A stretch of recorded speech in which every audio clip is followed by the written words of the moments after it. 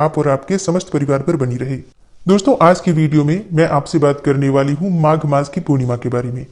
माघ मास की पूर्णिमा तिथि कब प्रारंभ हो रही है, कब समाप्त हो रही है, जो भक्त व्रत धारण करते हैं पूर्णिमा का, उन्हें व्रत कब धारण करना है, स्नान दान दीप दान की पूर्णिमा कब होगी, और जो भक्त पूरे माघ मास का स्नान करते हैं या व्रत धारण करते हैं या कोई भी नियम आपने माघ मास में ले रखा है, तो उस नियम का उद्यापन कब करना है, किस प्रकार से करना है, और माघी पूर्णिमा के दिन आपको क्या करना चाहिए, किन देवी देवताओं की पूजा करनी चाहिए, कौन से नियम का पालन करना चाहिए, संपूर्ण जानकारी आपको आज की वीडियो में मैं शेयर करने वाली हूं।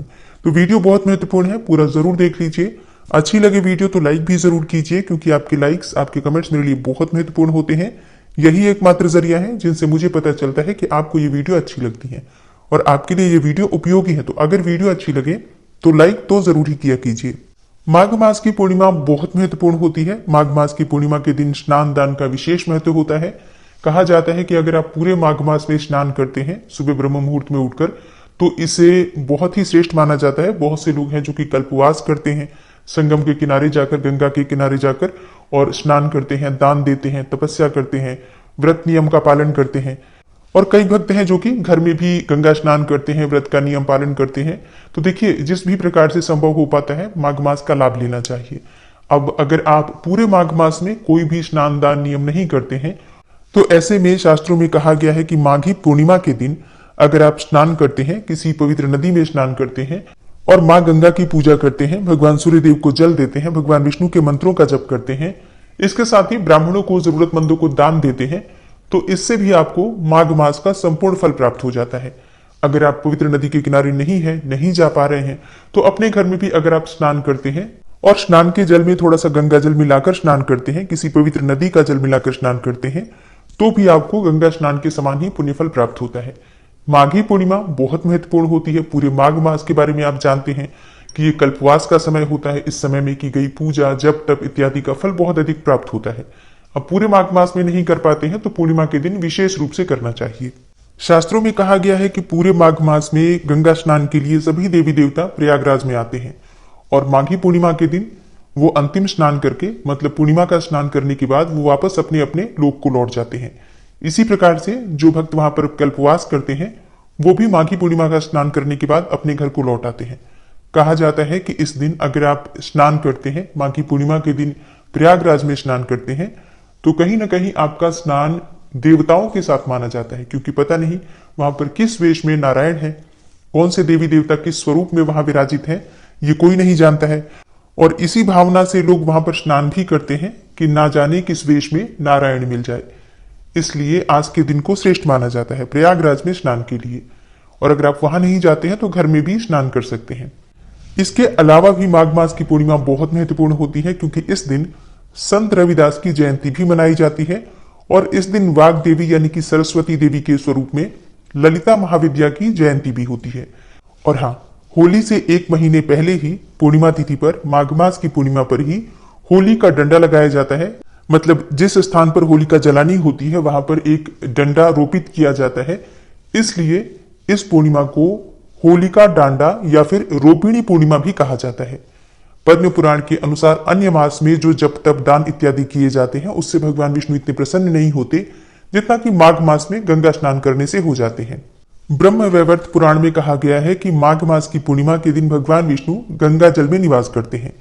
इसलिए इस दिन गंगा जल का स्पर्श मात्र भी मनुष्य को वैकुंठ लोक की प्राप्ति करा देता है। मत्स्य पुराण में वर्णन किया गया है कि माघ महीने में या माघी पूर्णिमा के दिन गंगा जमुना सरस्वती के संगम में स्नान करने से 10 तीर्थों के साथ सहस्त्र कोटि तप का पुण्य फल प्राप्त होता है। इस दिन गंगा नदी में या फिर किसी भी पवित्र नदी में स्नान करने से पाप और संताप का नाश हो जाता है, मन और आत्मा की शुद्धि होती है। इस दिन किया गया महास्नान समस्त रोगों का नाश करके दैहिक, दैविक और भौतिक कष्टों से मुक्ति दिलाता है। और स्नान करते वक्त आपको ओम नमो भगवते वासुदेवाय नमः इस मंत्र का मानसिक जप करते रहना चाहिए। और स्नान करने के बाद दान करना अत्यंत आवश्यक होता है। तो वैसे तो आप किसी भी चीज का दान कर सकते हैं, अन्न का, धन का, वस्त्रों का दान कर सकते हैं, लेकिन एक विशेष दान होता है जो आज के दिन किया जाता है। एक पात्र में, कोई सा भी पात्र ले लीजिए, मिट्टी का या फिर कोई धातु का पात्र भी आप ले सकते हैं। उस पात्र में काले तिल भरकर दान करने से समस्त प्रकार के पापों से मुक्ति मिल जाती है, वंश की वृद्धि होती है। इसलिए काले तिल का दान आज जरूर करना चाहिए। और जो भी आप पात्र लेते हैं उस पात्र को पूरा काले तिल से भर दीजिए, मतलब उतना ही बड़ा पात्र लीजिए जितना आपको काले तिल का दान करना है, और उस पात्र को पूरी तरह से भर के और फिर किसी ब्राह्मण को दान करना चाहिए दक्षिणा के साथ। और फिर ब्राह्मण के चरण स्पर्श करके आशीर्वाद लीजिए। इससे किसी भी प्रकार का दोष हो, चाहे जन्म कुंडली का दोष हो या कोई पितृ दोष हो, ग्रह दोष हो, किसी भी प्रकार का दोष हो, या कायिक वाचिक मानसिक पूर्व जन्म के भी संचित पाप कर्म हो, तो वो भी समाप्त हो जाते हैं। ये कार्य सबको करना चाहिए। वस्त्र में ऊनी वस्त्रों का दान करना श्रेष्ठ माना गया है। पितरों का तर्पण आज करना चाहिए, क्योंकि इससे आत्मा को शांति मिलती है पितरों की, और आरोग्य की वृद्धि होती है, आयु की वृद्धि होती है, वंश की वृद्धि होती है। पितर अगर प्रसन्न हो जाते हैं तो संतान प्राप्ति में आ रही, संतान की उन्नति में आ रही बाधाएं समाप्त हो जाती हैं। बात करेंगे कि माघ मास के स्नान दान और नियम का आप उद्यापन किस प्रकार से करें, लेकिन उससे पहले जानते हैं कि पूर्णिमा तिथि कब प्रारंभ हो रही है, कब समाप्त हो रही है। देखिए, पूर्णिमा तिथि का प्रारंभ हो रहा है 23 फरवरी को दोपहर में 3:33 पर, और समाप्त होगी अगले दिन यानी कि 24 फरवरी को शाम 5:59 पर। तो सूर्योदय कालीन तिथि के अनुसार पूर्णिमा तिथि मनाई जाएगी शनिवार के दिन, यानी कि 24 फरवरी 2024 को। अब बात करें कि व्रत कब धारण करना है अगर आप पूर्णिमा का व्रत करते हैं तो। देखिए, पूर्णिमा का व्रत आप 24 फरवरी को कर सकते हैं, क्योंकि शाम तक पूर्णिमा रहेगी 6 बजे तक, और सुबह सूर्योदय कालीन में भी पूर्णिमा है, तो पूरे दिन की पूर्णिमा है। आप 24 फरवरी को व्रत करें, ज्यादा श्रेष्ठ होगा। इसके अलावा पूर्णिमा का स्नान दान दीप दान इत्यादि सभी 24 फरवरी को ही किए जाएंगे, क्योंकि इस दिन पूरे दिन की पूर्णिमा है। सुबह सूर्योदय काल में आपको स्नान करना पड़ता है, जो कि ब्रह्म मुहूर्त का स्नान होता है माघ मास का, तो वो आप 24 फरवरी को ही करेंगे। इसके बाद आप दान करेंगे। व्रत भी 24 को ही करें, ज्यादा श्रेष्ठ होगा। अब बात करें व्रत के उद्यापन के बारे में कि अगर आप माघ मास का व्रत करते हैं या माघ मास में आपने स्नान किया है या नियम कोई ले रखा है, तो उसका उद्यापन कब करें। देखिए, 24 फरवरी को माघ मास की पूर्णिमा है, तो इसी दिन आपको उद्यापन करना होता है। तो मतलब जो भी आपने नियम ले रखा है उस नियम को आज के दिन यानी कि पूर्णिमा तिथि पर 24 फरवरी को आप विराम देंगे। तो इसके लिए सुबह जल्दी उठ जाइए, उठकर स्नान कर लीजिए। इसके बाद भगवान श्री विष्णु की विधि विधान से पूजा कर लीजिए। फिर इसके बाद से आपको दान करना होता है। जो भी सामग्री आप दान करना चाहते हैं, जैसे कि काले तिल का दान करना चाहिए, ऊनी वस्त्रों का दान करना चाहिए। अगर आप दीप दान का नियम लेते हैं तो दीपक का दान किया जाता है, धातु का दीपक। इसके साथ ही घी बाती, ये सभी चीजें दान की जाती हैं। ऐसे ही अगर आप स्नान का नियम लेते हैं, जैसे कि आप पूरे माघ मास में स्नान का नियम लेकर और पूरे माघ मास में ब्रह्म मुहूर्त का स्नान कर रहे हैं, तो स्नान की जो सामग्री होती है, जैसे कि एक बाल्टी, मग्गा, ये सभी चीजें दान की जाती हैं। इसके अलावा वस्त्र और अन्य इत्यादि ये सब तो आप दान करेंगे ही, लेकिन जो हम नियम लेते हैं पहले उन चीजों का दान किया जाता है, और ये पूर्णिमा के दिन ही किया जाएगा। तो सुबह के समय ही जब आप स्नान करेंगे, पूजा कर लेंगे, उसके बाद से भगवान श्री विष्णु के सामने समर्पित कर दीजिए सभी अपने नियम, कि जो भी मुझसे जाने अनजाने गलतियां हुई आप क्षमा कीजिए। माघ मास में मैंने जो भी नियम लिया उसे संपूर्ण किया, इसमें जो भी त्रुटियां रह गई हो उसे क्षमा करके इस नियम को आप स्वीकार करके मुझे इसका शुभ फल प्रदान कीजिए। इस प्रकार से आप प्रार्थना कर देते हैं, भगवान श्री विष्णु को समर्पित करते हैं अपना नियम। फिर इसके बाद जो भी आप दान करना चाहते हैं वो सभी सामग्री एकत्रित करके भगवान श्री विष्णु के पास ही रखी जाती है, और भगवान श्री विष्णु से प्रार्थना करते हैं कि हे श्री विष्णु, यथाशक्ति यथासंभव अपनी सामर्थ्य के अनुसार मैं जो भी सामग्री आपको अर्पित कर रही हूँ इसे स्वीकार कीजिए। आप ही की सामग्री है, आपको अर्पित कर रही हूँ, इसे स्वीकार करके मुझ पर कृपा कीजिए। इसके बाद आप ओम विष्णवे नमः, ओम विष्णवे नमः करके 3 बार बोलकर इस मंत्र को और जल का 3 बार घेरा दीजिए, स्पर्श कर लीजिए सभी चीजों को, और फिर किसी ब्राह्मण को दान कर दीजिए। अब आप चाहे तो किसी ब्राह्मण को घर बुलाकर भोजन भी करा सकते हैं, मतलब कराना चाहिए। लेकिन अगर आप नहीं करा पाते हैं किसी ब्राह्मण को घर बुलाकर भोजन, तो ब्राह्मण के निमित्त भोजन की कच्ची सामग्री निकाल दीजिए, और फिर ये सभी चीजें आप जो भी आप दान करना चाहते हैं, जो भी अपने दान की सामग्री निकाली है, सभी सामग्री एक ही साथ दान कर दीजिए। अगर संभव हो तो किसी ब्राह्मण को पति पत्नी दोनों को घर बुलाकर भोजन करा के वस्त्र इत्यादि देना चाहिए। अगर आपने व्रत धारण कर रखा है तब तो आपको जरूर करना चाहिए। लेकिन अगर आप सिर्फ नियम कर रहे हैं स्नान का, या फिर आप सिर्फ दीपदान इत्यादि करते हैं, तब तो आप चाहें तो ब्राह्मण के घर भी भोजन की सामग्री और जो भी चीजें आप दान कर रहे हैं भिजवा सकते हैं दक्षिणा के साथ। मतलब देखिए, जिस प्रकार से हम कार्तिक मास में व्रत नियम और स्नान दान का उद्यापन करते हैं पूर्णिमा तिथि के दिन, उसी प्रकार से माघ पूर्णिमा के दिन माघ मास का भी उद्यापन किया जाता है। अब जो भक्त व्रत धारण करते हैं, पूर्णिमा से पूर्णिमा तक का आपने व्रत कर रखा है, पूरे 1 महीने का एक समय अनाज अगर आप ले रहे हैं, मतलब एक समय भोजन करते हैं, तो ऐसे में आपको व्रत अपना कब खोलना है, सबसे बड़ा प्रश्न आपका ये आता है।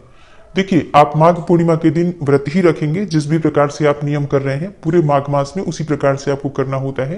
पूर्णिमा के दिन भी आपका वही नियम होगा जो आपने पूरे माघ मास में किया है।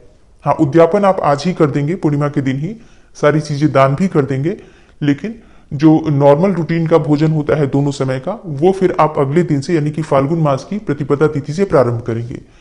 पूर्णिमा तिथि के दिन उसी प्रकार से आपको नियम लेना है जिस प्रकार से आपने पूरे माघ मास में किया है। मतलब भोजन एक समय करते हैं, तो जिस समय आपने भोजन का नियम ले रखा है, माघ पूर्णिमा के दिन भी आपको उसी प्रकार से उसी समय भोजन करना है।